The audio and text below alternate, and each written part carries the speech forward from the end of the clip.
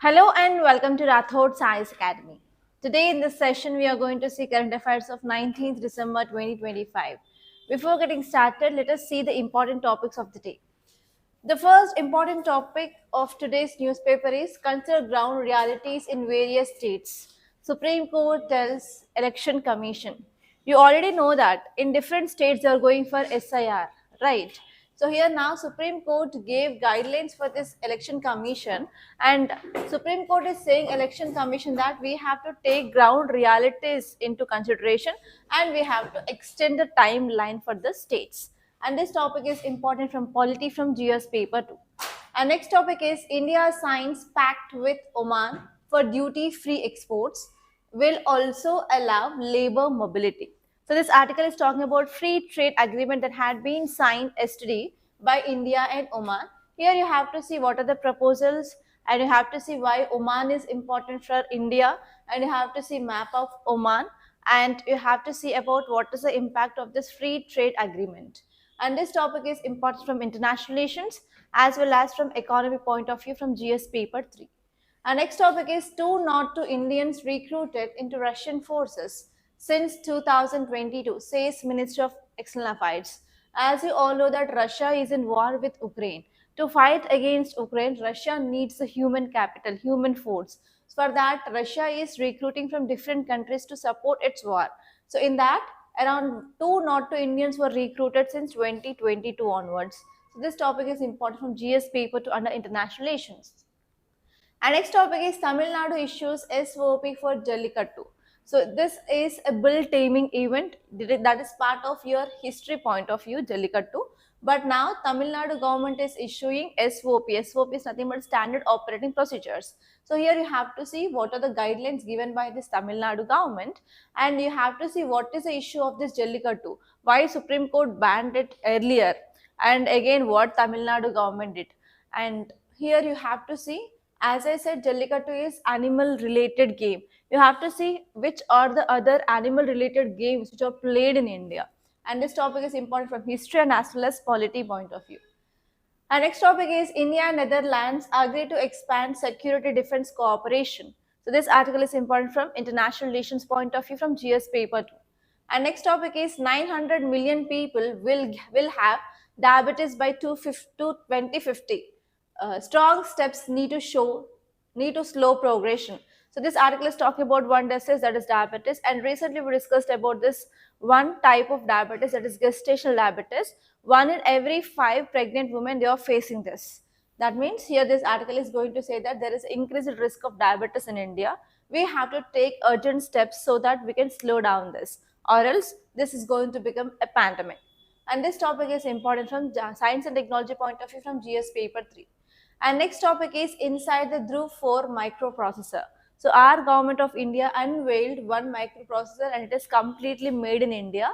So this is called as Dhruv 64. There is a very high chance of getting prelims based question in your 2026 related to this, because in 2025 there was a question regarding Majorana chip.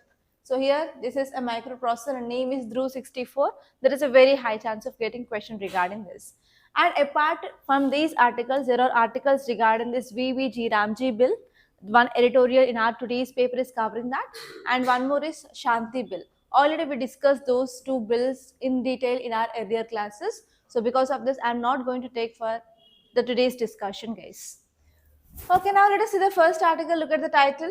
Read out the title carefully. Consider ground realities in various states. Supreme Court tells EC. So what is the keyword here? So this article is talking about one important topic called as SIR. What is the full form of SIR? Special Intense Revision. So where we are going for this special intense revision, what is this process is about? We are going for door to door and we are asking every home that how many voters are there, and we are checking the valid documents, and if valid documents are not there, we are cancelling their voter ID. Right, this is a special intense revision, and first we came up with a special intense revision in state of Bihar, and after that we expanded that to different states, and across the country we are doing this SIR now.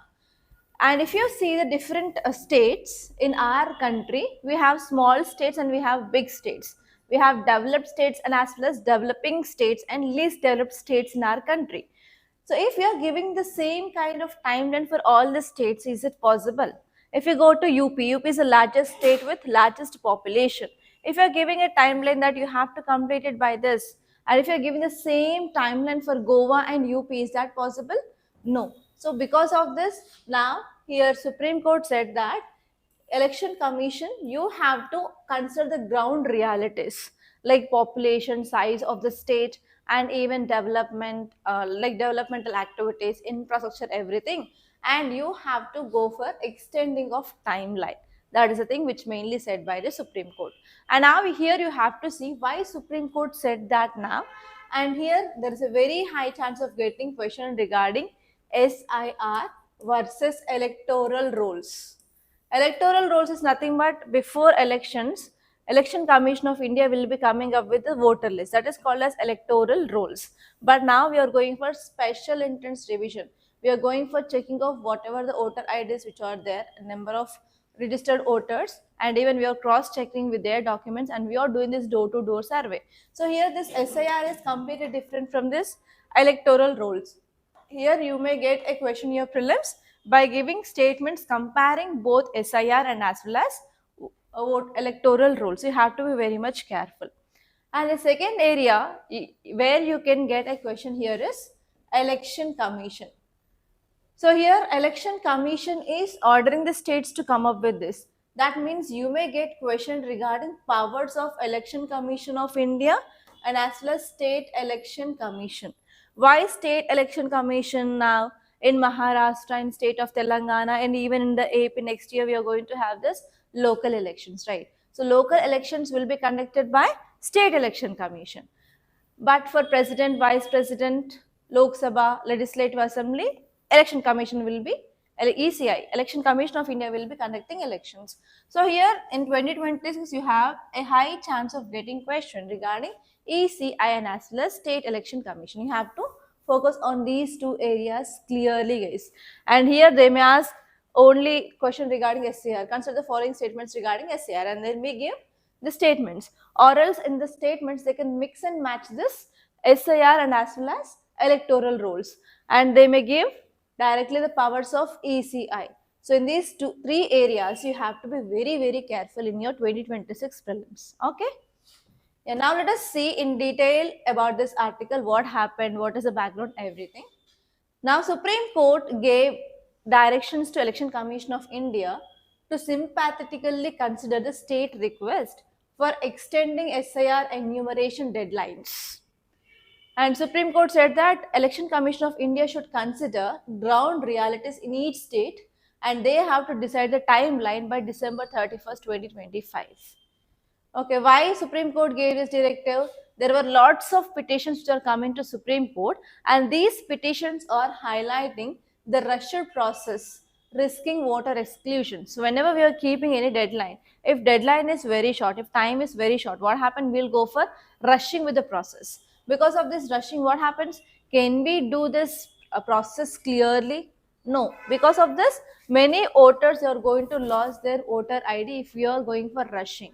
So here there are many petitions are coming to the Supreme Court that yes, around 25 lakh people are going to lose their voter IDs in Kerala, and Kerala government filed a petition Supreme Court to extend this timeline. And next one here is there are certain anomalies like selective deletions they have to do. Like if spouse died, so only one spouse has to be there in this voter ID, voter list like that. So there are lots of anomalies are there, and even they have state specific challenges. For example, UP is a large state, right? So it is having large population, and even sometimes in least developed states there is no proper logistics, and even in some states there is no correct elections. Only in some states we have elections, in other states there is no elections. If there is no elections, can they go for this intense revision of the voter list? No. So because of this kind of issues which are there related to their states, we have to take all these things into mind, and now ECI, which has authority, it should be flexible for fairness and accuracy. Because of this, now Supreme Court gave the directives for this ACI to extend the timelines based on the ground realities in the state. Don't give one size fit for all. That is a thing which mainly said by this Supreme Court to Election Commission now. So here it is saying that Election Commission has authority. So here you have to see what are the powers and functions of this ECI. That may be a question. And in today's class, I am going to show you how previous questions were repeated in 2025 paper. So yesterday I did a lot of work. Yesterday suddenly I got a thought at 11 o'clock in the night, and at that time I took the printout of this 2025 paper which I showed you on the board, and I started analyzing the topics. And I got like many topics, they were repeated from PYQs only. I'll show you with year also, like how the topics have been repeated. In today's class of prelim strategy, I will be telling you how you have to analyze PYQs. And if you do that PYQs, and I'll be giving you some tips, what you have to do and which papers you have to refer and how many years you have to refer, around 50 to 60% of questions will come from there only. So don't leave that. Okay, today's class is very important rather than yesterday's and day before yesterday's. And even what are the techniques that were discussed in yesterday's class will be also, like, you can use them so that you can do at least 15 to 17 questions you can do by those tricks only. Okay, yesterday's techniques you have to use. Apart from this, I will tell you like how you have to analyze PYQs and how PYQs are repeated in your paper. Just I did only 3 areas in yesterday night, and I did history part, polity part, and economy half only. So when I started around 11, it was like around 2:45 at night. Only 3 areas I did. And today I will sit and I will do all those things, and I will be telling you later on like how you have to do all those things. And I will be conducting some few more sessions after even history is done for you guys, so that you'll be getting a clear cut idea like how you have to do your PYQs, everything. But in today's class, I'll show you only these 3 areas which I did yesterday's work. Okay. Yeah, so where am I? Okay, see the impact. So what is the impact whenever Supreme Court is giving this kind of directives? Extensions could improve voter list accuracy. So whenever we are giving more time, so they will do the work clearly so that we can improve the accuracy. So that it will be reducing disenfranchisement.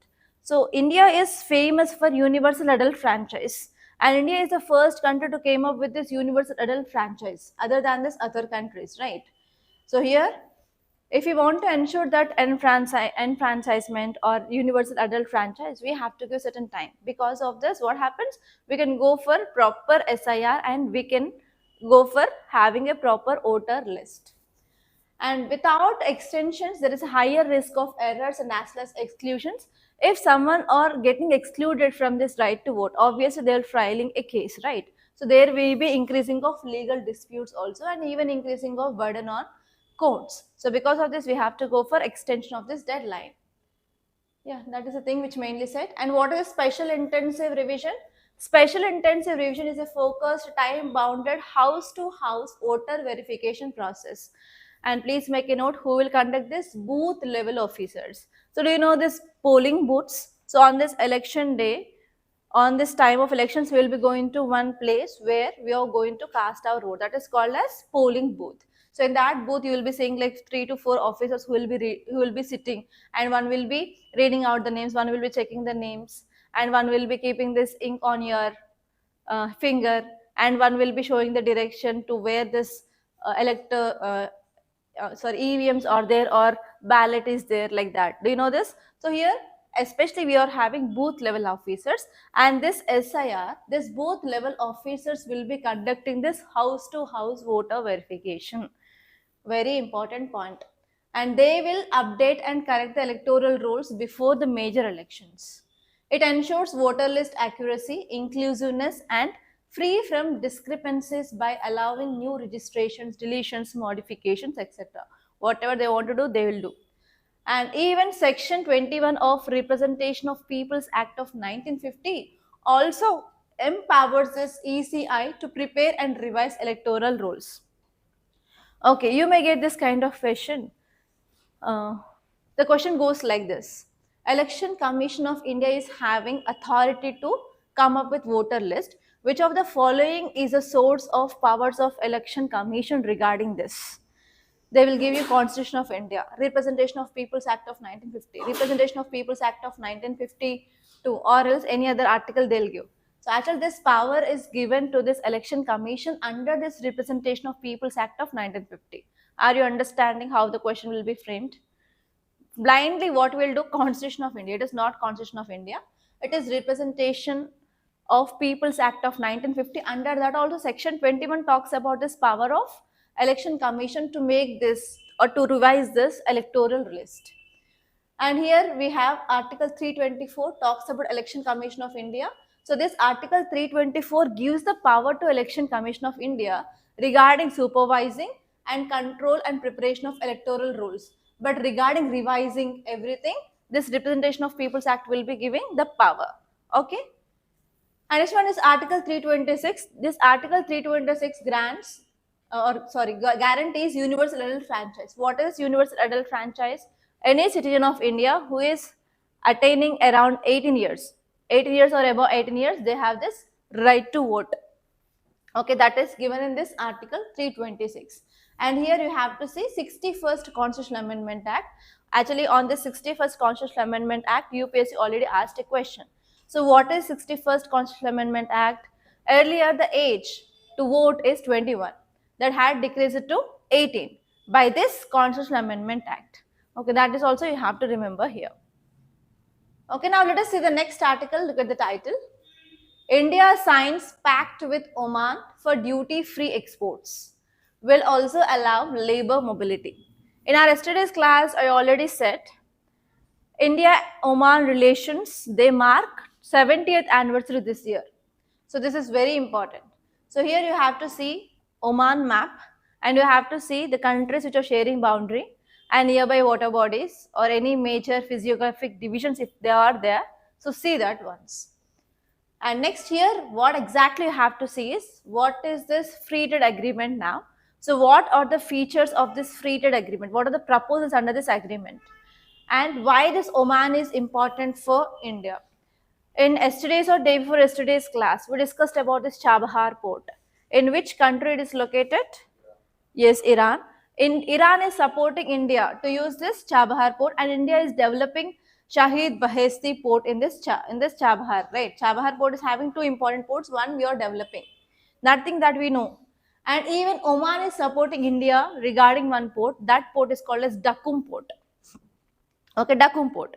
As I said, you will be getting questions regarding this major ports and countries where they are located. They will be giving you in this list 1 and list 2 form, and they may ask you to identify that pets. Yes or no? Did I said this kind of question can come?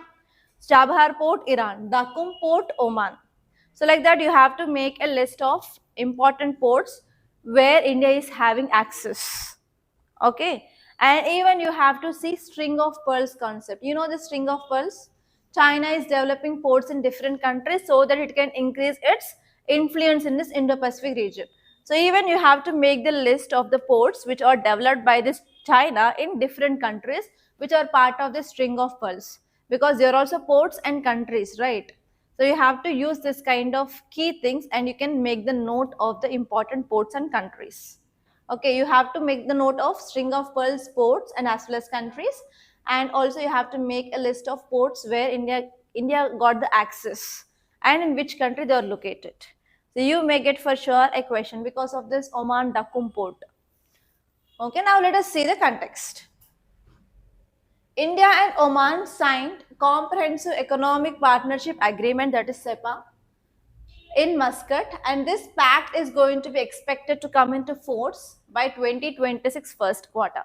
So by 2026 this agreement is going to come into force, but already this agreement had been signed yesterday. Okay, if you see the key proposals, what are the proposals under this agreement? The first one is Oman now offers zero duty access on 98.08% of tariff lines. It will cover around 99.38% of exports. So whatever the India's exports we are exporting, on this 99.38% of goods, here Oman will be offering zero duty. Oman is not going to impose any tariff on Indian exports. So because of this, what happens? Our Indian exports will become cheap in Oman. That is the first one. So which are those sectors? especially textiles, gems and jewelry, leather, footwear, engineering goods, plastics, furniture, agriculture, pharmaceuticals, medical device, and automobiles. Actually, all these sectors are labor intensive sectors. Now, we are not going to have any duty on our labor intensive sector goods, so that we can go for increased production of these goods now. So that what happens, we can recruit more number of employees under this sector, so that we can improve employment opportunity in this sectors now. That is the first important point. And next one here is India also offers tariff liberalization of 77.79 percentage of lines. Okay, we are also going to offer tariffs on this, tariff reduction on this imports that we are getting from this Oman now. And this one here is Oman also providing access to Indian services. Around 127 subsectors are going to be enhanced now. They are our IT sectors, health sector, education, professional services, and even India is allowing this FDI 100% in these key sectors now. Okay, recently we discussed about FDI, right? What is that? Government introduced a bill to attract 100 to allow 100% FDI on this insurance sector. So here now we are also going to allow this FDI on this sectors in India. And next one here is they also talked about the greater labor mobility. Long stays of labor up to 4 years of labor can come into this India, and even we are having higher quotas for intra corporate transferees, and we are also focusing on social security talks as well. So these are some proposals of this free trade agreement which had been signed between India and Oman. And now let us see why this Oman is important for India. And I said this year we are celebrating 70th anniversary. That means from 70 years onwards we are maintaining good relations with this Oman. So why we'll maintain good relations? If you are having some benefit, then only we'll maintain good relations. If there is no use, we will leave that relation, right? So it is applicable to our day-to-day life also. If you are have a friend, if you're getting benefit from the friend only, you will be calling them and you will be messaging them what are you doing, what you are reading. If from that friend, if you're not getting anything, will you call them? If they are asking money in return, Amma, she called or he called, he will ask money, I won't lift the call. So you'll be having this kind of mindset. In the same way, whenever you're talking about international relations also, you have to be very much careful, like what we are going to get from that country. That is very important, because in this generation there is no free give and take relations. There is no relations which are free of cost. So everything is by uh, everything will be having like give and take relationships only. It is not of free of cost. So here, if you see about the significance of Oman for India, Oman will be acting as a maritime gateway for India. Especially Oman is located at the mouth of Strait of Hormuz. I think in your international relations you came across this word called as choke points. Have you heard this?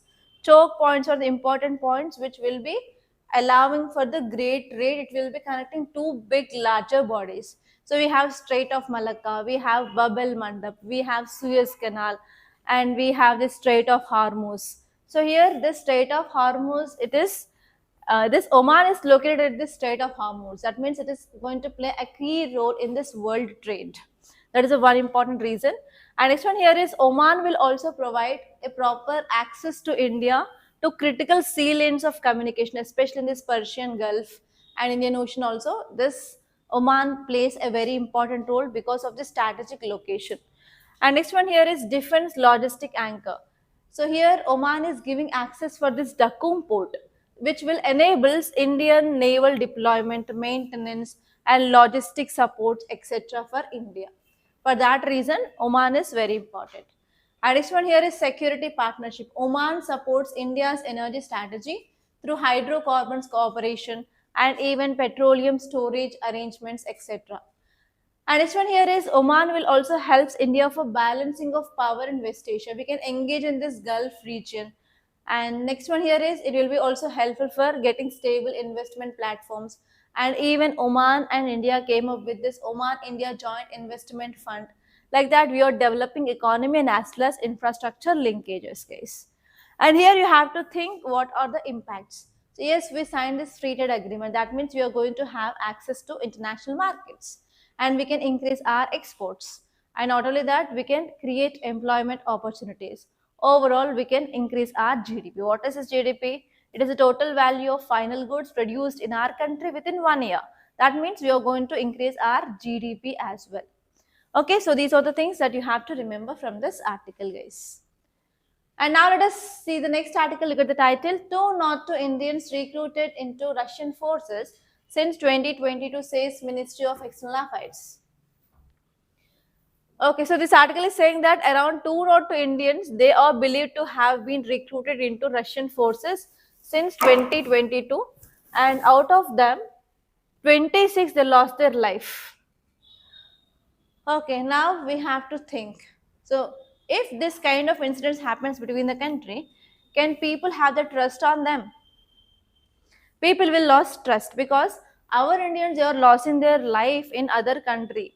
They are working as a front line soldiers in this Russia-Ukraine war.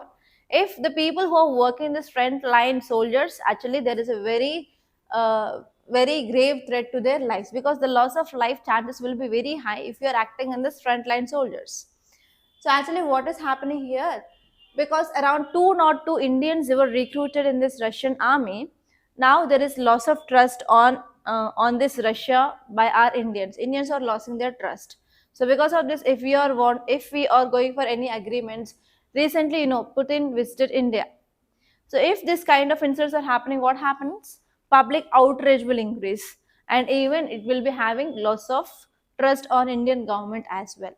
Okay, so here what can we do here is we can have bilateral talks with this Russia, and we can ask Russia to send back our Indians as soon as possible without major loss of life. Okay, that can be done, guys. That's it. And see this next article, Tamil Nadu issues SOP for Jallikattu, very important. Already UPSC asked question regarding this Jallikattu earlier. And you may get a question regarding animals related sports in India. So if you see this image, what can you understand? They are using a bull and they are trying to control that bull. Have you seen this Mohenjo-daro movie? And even in this Bahubali movie also, introduction of Rana. Rana introduction also, they will be showing one big energetic bull, and Rana is going to control that bull. So that is the event called as Jallikattu. Can you recall that image? If I show this image, you may not recall. If I say about this Bahubali, you will be coming and you will be recalling that event, right? So here, this event is called as Jallikattu. So here, how UPSC can give a question? Simply, UPSC can ask, consider the following statements regarding Jallikattu, and they'll give you like 3 to 4 statements, and they may ask how many statements are correct, or which statement is correct or incorrect. And next one here is Jallikattu, we are using here bull. Apart from that, if you go to in AP there is one famous animal related this kind of game. What is that? Do you know this Kodi Pandyalu? In that Kodi Pandyalu, they'll use cocks. Life, it is related to some life. Okay, we'll use that. And even have you seen this movie Kantara? In that Kantara introduction of that hero, they'll show one more bull taming event. They use 2 bulls there. They will not use single. In Jallikattu, they'll use only single bull. In Kambala, they'll use 2 bulls. So like that, they will give you this kind of differences. Kambala is played in which state? Jallikattu is played in which state? Kodi Pandyalu in which state? So like that, you will be getting this kind of second type of question is also possible in UPSC. Are you understanding? They may give direct statements regarding Jallikattu, or they can take the reference of Jallikattu and they may give question regarding animal sports. On list 1 they'll give you animals, on list 2 they'll give state, and they will ask you to identify the correct pairs. In that way also you can get your prelims based question. You have to prepare in that way. And if you see the context, it says that Tamil Nadu government now issued a detailed SOP, standard operating procedure, for conducting Jallikattu events in 2025. And see your role, it had been circulated to district collectors. That means if you are getting any kind of circulars from your higher authorities, obviously you have to implement that. Now let us see what kind of things are included in this SOP and what kind of work you will be having on reality. Okay, to show your work only, I picked this article. Okay, if you see about this SOP provisions for Jallikattu, first one is events permitted only from January to May 2025, not throughout year. Okay, especially during this Pongal festival, they'll celebrate this kind of events. And next one is they have to be conducted strictly as per section 3 subclass 2 of Tamil Nadu Prevention of Cruelty of Animals rules 2017. In 2017 they came up with the new rules, and in that SOP they are saying that if anyone who is conducting these events, they have to follow this rule strictly. And third important point is events allowed only at government notified locations, no permissions for unregistered sites. We should not conduct this kind of events in unregistered sites. Only government will be giving the list of locations. In that only you have to conduct this kind of events. And district collectors from Jallikattu Monitoring Committee with officials from Revenue, Animal Husbandry, Police, Health, Fire and Rescue, Public Works departments, you have to form a committee which is including all these people's guests. And this one is committee has to make arrangements and they have to issue no objection certificate only after verifying compliance. If anyone is coming to you to organize this kind of events, you have to give no objection certificate after complete verification itself. And this one is all applications have to be processed online only. So you have to take applications only on online. If someone is coming and someone is giving documents, you should not take that. Okay, next one here is stakeholders like organizers, participants, they have to be sensitized on online registration requirements. They have to know about what are the requirements. And this one is organizing committee erects 8-foot double barricade from bull release area to collection yard. That means wherever the bull will move, so around that we need to have this 8-foot high barricades, because sometimes what happens that bull can come and that can attack this participants also. Others who are visitors who came here, they will be also getting affected. Many a times loss of life can happen and increased injuries, everything can happen, so that we have to install this 8-foot barricades. And this one is organize, assume a full responsibility for the event and ensure no malpractices in bull registration. And this one is all event activities must be fully videographed for monitoring later on. Prohibition of any form of cruelty to bulls. That means we should not use any cruelty. For example, they will use chili powder to get agitated in this bull, like that. So they will be using some things. So we should not cause any cruelty to animals. And even we need to provide medical facilities, ambulances, emergency response things, everything there. And this one here is, yeah, overall supervision should be done by Director of Animal Husbandry and Veterinary Sciences in coordination with Animal Welfare Board. So we have to organize all these things. As a district collector, if you want to organize one event, you can see how much work you have. Okay, so sometimes if elections are there, 3 to 4 months of time, you will be not having even 1 hour to half an hour sleep also. You have to work restlessly 23 hours per day in that peak times. Okay, so this is about what are your duties to organize this Jallikattu if you are posted in this Tamil Nadu in this region. Okay, so if you see these details of the issue, I said no, there is some controversy regarding this Jallikattu. What is this controversy? Let us see this. The major controversy centers on animal cruelty, especially the bulls are allegedly provoked by using some irritants. Especially organizers, they can use chili powder or tail twisting that will lead to stress, injuries, or sometimes death of animal. So because of this, what is happening here? Cruelty against animals is happening in this event. That is one important primary reason. And even human safety risks are also not there properly. Numerous injuries, fatalities among tamers, spectators happens. So because of this, yes, it is also danger to these humans. And because of this, Supreme Court banned this Jallikattu in year 2014. And after that, Tamil Nadu government came up with one law and amended earlier law and came up with this 2017 rules. And this 2017 rules were accepted by Supreme Court. And from that time onwards, Tamil Nadu government is conducting this Jallikattu because it is a part of their culture. Okay, if you see some facts regarding this Jallikattu, the term Jallikattu is a union of two words, Kalli and Kattu. Kalli means coins and next one is tie. It denotes a bundle of coins ties to the bull's horns. Here, Jallikattu is around 2000 to 2500 years old competitive bull taming sport in Tamil Nadu, guys. And it is celebrated in the second week of January at the time of Pongal festival. Okay, and if you see the references of this festival, it has been even seen in this Mohenjo-daro, whatever the seals which have been discovered from this Mohenjo-daro, on that seals also we have this bull taming sport kind of things. And even Shilpadikaram is one of the important Tamil epics. In that Shilpadikaram also, this Jallikattu had been referred. So these are the two early references of this Jallikattu, which shows that it is a very age-old bull taming event that we celebrate in India.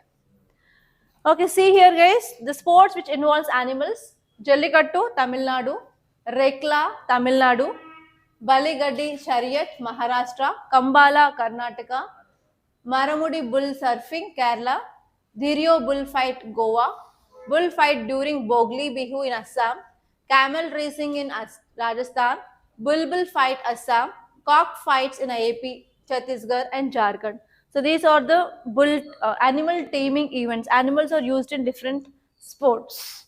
Okay, you may get question on this area. You have to be very much careful.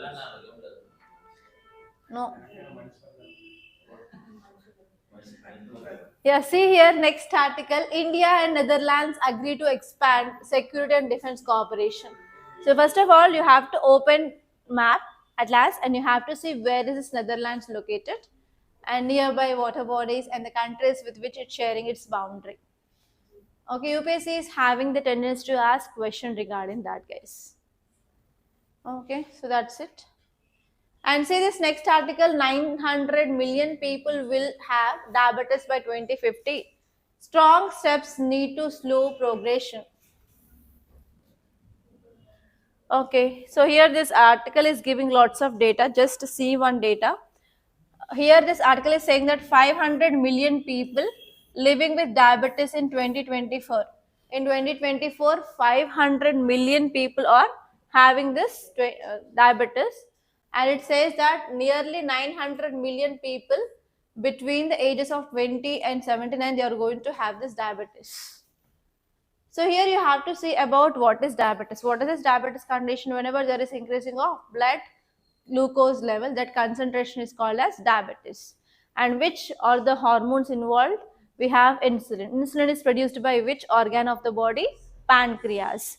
So if there is decreased insulin, or even though insulin is produced but our body is not absorbing that insulin, that will causes type 1 and type 2 diabetes mellitus.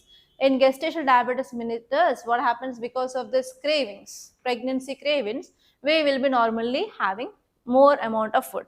More amount of food, more blood sugar levels. And sometimes what happens? After delivery, it will be resolved. But if you are getting this gestational diabetes mellitus in first trimester, that is from first 3 months, there is a very high chance of retention of that diabetes even after the delivery. And that will continue as type 2 diabetes mellitus. That thing we discussed. And India is having a huge risk.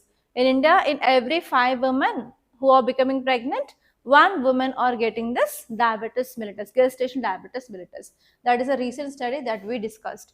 And here you have to see like what can be done. Especially we have to go for increasing of physical exercise in our life. And next one here is we have to change the food. We should not go for processed food or canned food. Only we have to take healthy fiber related foods. And next one is doing of yoga and meditation is also very important to control this diabetes mellitus. Okay, now let us see the next article. See the title, guys. Temporary relief. The depreciation of rupee is helping bring down the trade deficit. What is depreciation? We discussed that topic. Decreasing of value of Indian rupee. Now $1 is equal to how many rupees? More than 91 rupees. That means the value of Indian rupees drastically decreasing. And recently we discussed one article, that is in Asian currency India's value is decreasing fastly. And here this article is saying that depreciation of rupee is helping to tackle or to bring down this trade deficit. How it happens? What is trade deficit? What is this trade deficit, trade surplus? We discussed, right? What is trade deficit? Whenever imports are more compared to that of exports, that condition is called as trade deficit. How this depreciation, this trade deficit are related? So here this article is saying that, just see this second paragraph. So trade deficit means nothing but imports are more compared to that of our exports. And now what is happening here? Value of Indian rupee is decreasing. So here $1 is equal to now 91 Indian rupees. Okay, now I'll tell you one small logic here. So now the present value of $1 is equal to 90 rupees. Let us take a scenario $1 is equal to 70 rupees. If $1 is equal to 70 rupees, here if we are bringing imports means nothing but the goods or services that we are getting from other countries comes under our imports. If you are talking about especially goods, okay, I'll tell about goods only. So we are getting goods from other country, and for that we have to pay in dollars. Yes or no? We have to pay in dollars. Will they accept Indian rupee? No. If your relatives who are coming from other country, if they are giving other country currency, what will you do? Just you have to keep in your locker. Other than that, we can't use that in our country. Yes. So here, whenever we are getting goods from other country, we have to pay back in return dollars. For example, let us take here, if $1 is called 70 rupees, if we have to pay $1 only to some country, for example, so how many rupees you have to give? $70 you have to take to RBI or any other exchange area, and you'll give your 70 rupees and you'll get $1 and you'll repay that. But now what is the condition here? $1 is called 91 rupees. If you want to give the same $1, now you have to take 91 rupees and you have to exchange that, and you have to pay that $1 to other country. Yes. So what is happening now? You have to pay more rupees or not? Yes or no? You have to pay more rupees. So if you are going to pay more rupees, what happens? Will you buy more? Yes or no? For example, I'll give you one scenario that you will use in your daily life. For example, I want to get one apple. I want to get only one apple. So earlier I used to pay, for example, 10 rupees for one apple. But now the cost of apple increased. For one apple I have to pay 20 rupees. If apple cost is 10, for example, if I am telling, if I have 100 rupees in my hand, I will get 10 apples. If today, if I am having even 100 rupees, how many apples I'll get? Only 5 apples I'll get. So what will be the normal mindset of humans now? If the price is less, we'll go and we'll buy. If price is more, will we buy? Amma, now I have to pay 20 rupees. Even if I spend my 100 rupees also, I will be getting only 5 apples. Rather than that, let me sit. I don't want any apples. So this will be the mindset.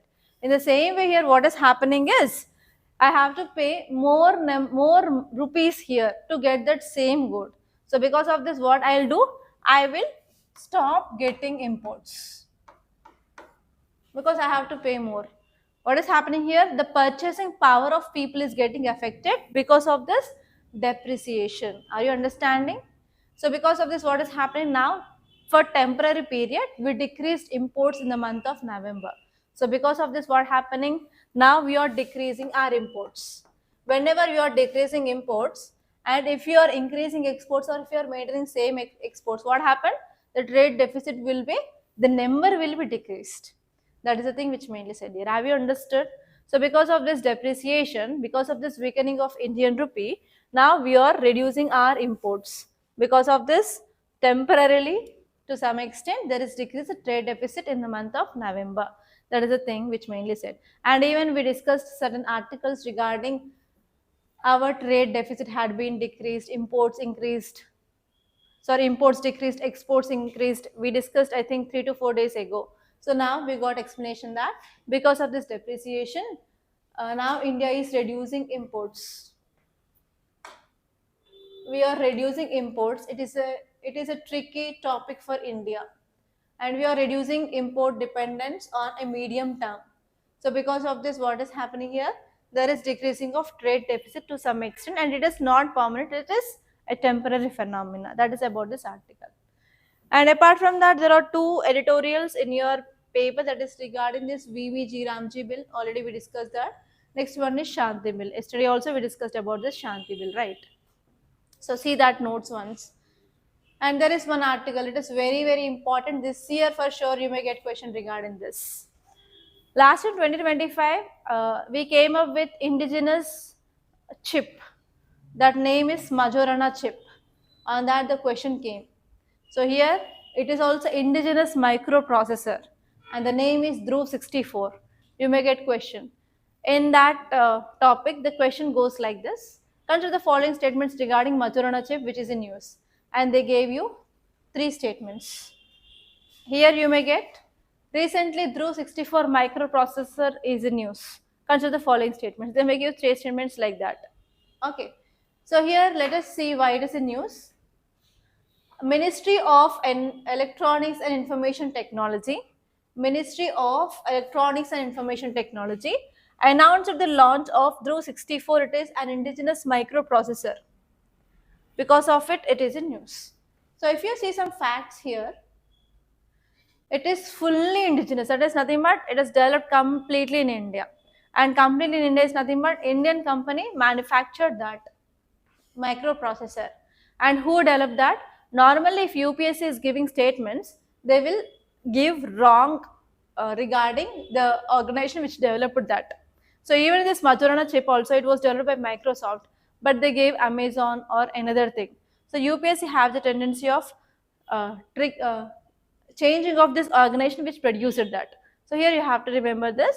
This Dhruv 64 is developed by Center for Development of Advanced Computing and Microprocessor Development Program. So these two together, they developed this microprocessor. And what are the applications? It is very important. They may ask applications where we can use this processor. It is capable of supporting strategic and commercial applications.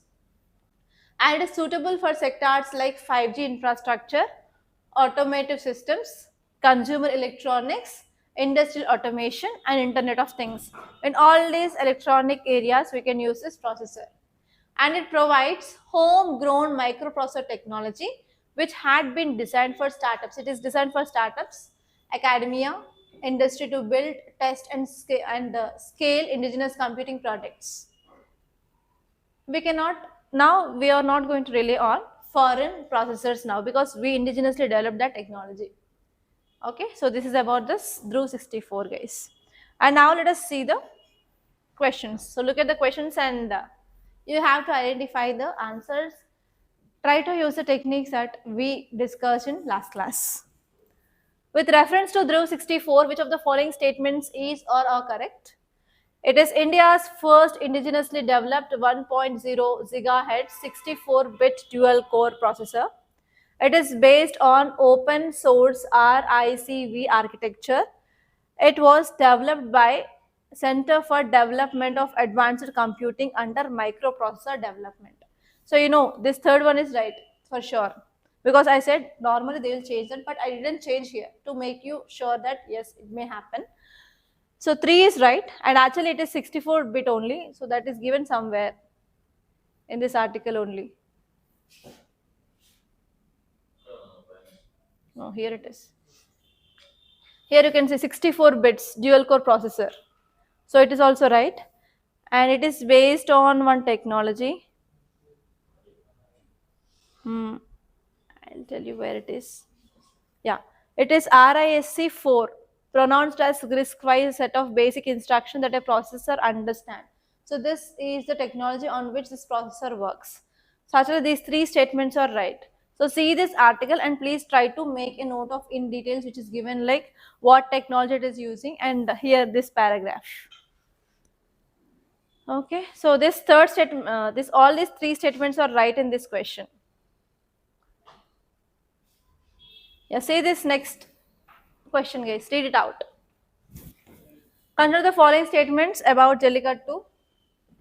Jallikattu is a traditional horse riding sport celebrated during Diwali in Tamil Nadu.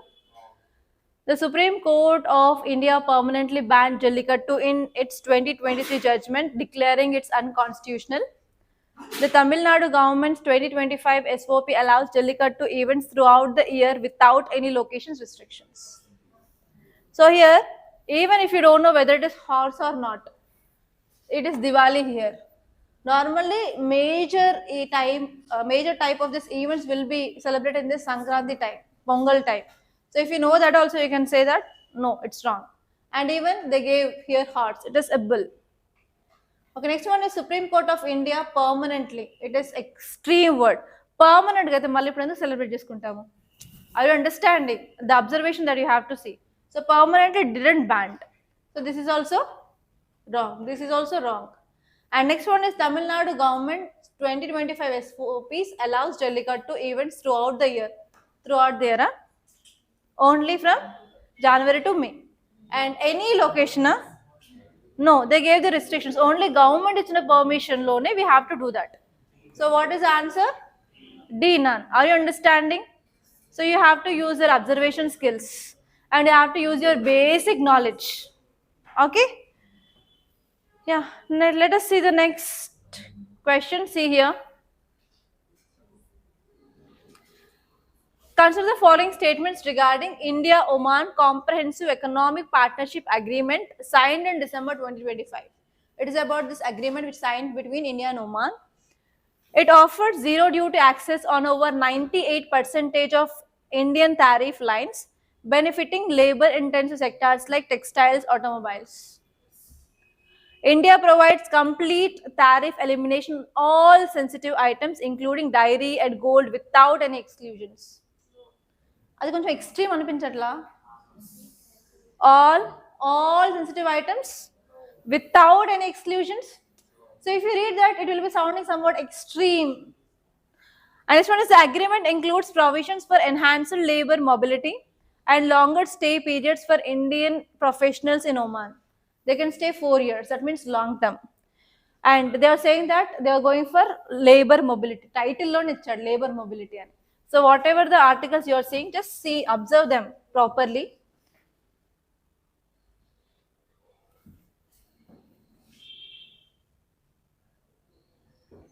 India-Oman, second article, right?